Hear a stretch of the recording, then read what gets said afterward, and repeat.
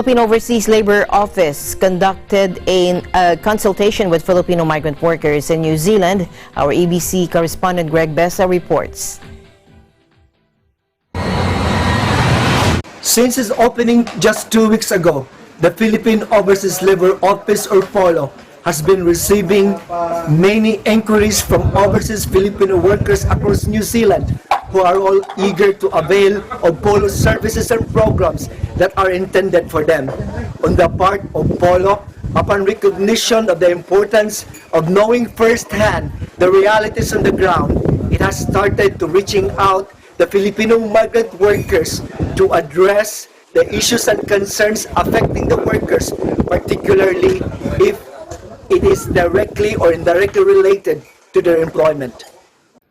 Prior to the consultation between POLO and a group of overseas Filipino workers based in Wellington City, New Zealand immigration lawyer Joko Torel discussed first the recent immigration policy changes, including those related to work visa and residency matters. Those workers in attendance took advantage of the presence of an immigration legal expert by asking questions that were related to their legal status in New Zealand. Thereafter, Labor Attaché Angel Borja Jr. discussed the services the workers could avail of from POLO.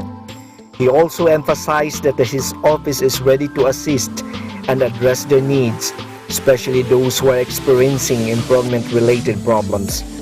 He added that the Philippine government, through its representative offices in various countries like POLO New Zealand, will always reach out to them so as to know their conditions, aimed at promoting their utmost well-being while working overseas.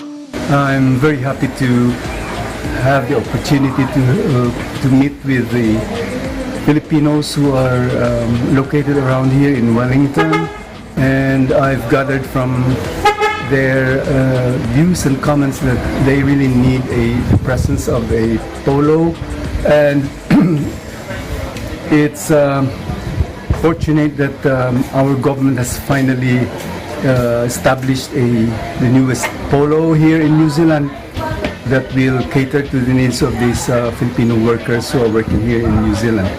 And they are equally happy to have an office that they could go to anytime to look for help and be able to find the kind of assistance that they need from their government.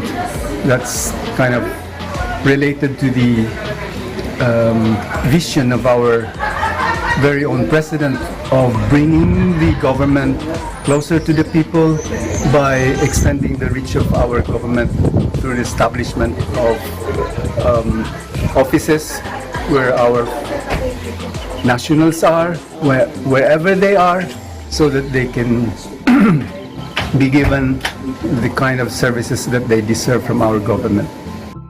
For the workers themselves, they used this opportunity to get as much information as they could from the labor attaché, particularly on how to secure the overseas employment certificates in relation to the verification of their work contracts, and on what to do if they would be having disputes with their sending agencies way back in the Philippines. Much as they were satisfied with the consultation, the workers expressed once again their gratitude to the Philippine government for the establishment of POLO in New Zealand. Maraming salamat po sa lahat ng impormasyon aming nahanap ngayong gabi. Madami po kami mga natutunang kaalaman tungkol sa pagiging volunteer residency dito sa New Zealand. At sa pagkakaroon po ng POLO namin dito sa New Zealand, maraming salamat po sa ating presidente at sa lahat ng kanyang mga kinatawan dito sa bansang New Zealand. Lubos po ang pasalamat namin kay Labor Attaché Angel Borja, at mayroon na po tayong mapupuntahan, malalapitan na humingi po tayo ng tulong sa ating POLO. So okay naman po, at andito kami ngayon na nakapag meeting kami, nagsalo-salo kami mga Pilipino rito.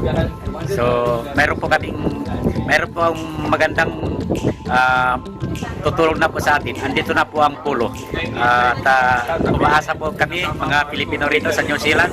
Salamat po ng marami sa gobyerno ng Pilipinas dahil kahit kami ay nandito po sa New Zealand ay inaabot kami ng pagkalinga ng ating mahal na Pangulo.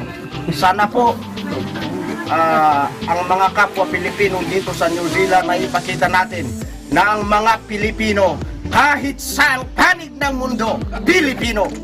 Sa mahal naming Pangulo ng Pilipinas, Pangulong Rodrigo Roa Duterte at kay Secretary Bello at kay Ambassador Gary Domingo.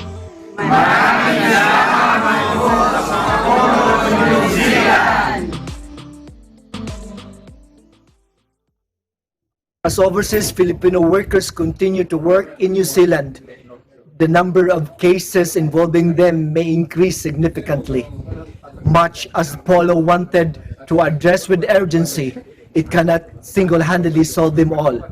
Those POLO needs to work hand in hand with the Filipino community leaders, the workers themselves, and even the concerned agencies, both of the governments of the Philippines and New Zealand. From Wellington City, New Zealand, this is Greg Besa. I am and will always be one with 25.